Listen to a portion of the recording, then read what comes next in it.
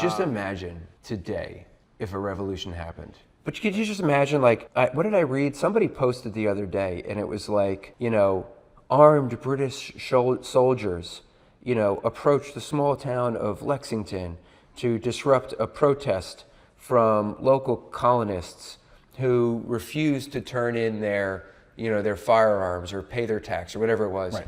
And it was like, if they had just complied with with the British government, then nobody would have been.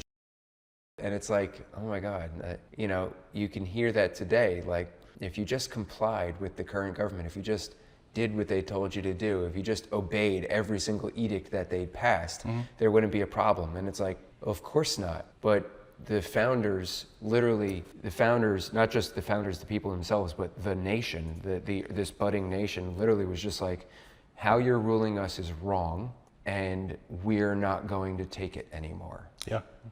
I think of the intestinal fortitude that took, right? Because incredible.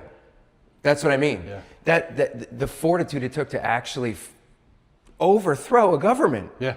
To say we've had enough, we're done, and it's the most powerful superpower on the planet at the time. It's crazy.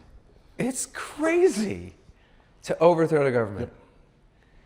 And I think what so many people today don't realize is that Second Amendment is put there to overthrow the government. Absolutely. It's to make sure that Lexington and Concord never happened again. If the government oversteps. Yeah. It's not meant for personal safety. It's a bonus. It's not meant for hunting. Bonus.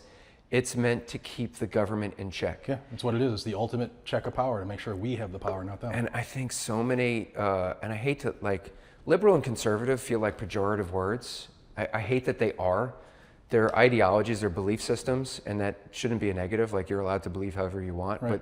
But the opposite side, I think they can't grasp the idea that the Second Amendment is literally to protect the people in the event that government overreaches. Like, that concept to them, I think, is like, well, the government is here to save you. It's like the joke, right? I'm from the government, I'm here to help. Yeah, right. Ronald Reagan. Yeah, I grew up in the family wasn't anti-gun. My grandfather took his son hunting, and he knew about shotguns and rifles and stuff, but the girls weren't allowed to shoot. So because of that, my mom was raised anti-gun, so her kids were raised the same way that she thought was right, because that's what her parents showed her. Sure, yeah. I mean, that's often we're raised how our parents were Yeah, raised. I grew up in Massachusetts, which is bluer than blue, and you don't know any better until you know any better, and it's different when you, especially coming from, I call it the dark side.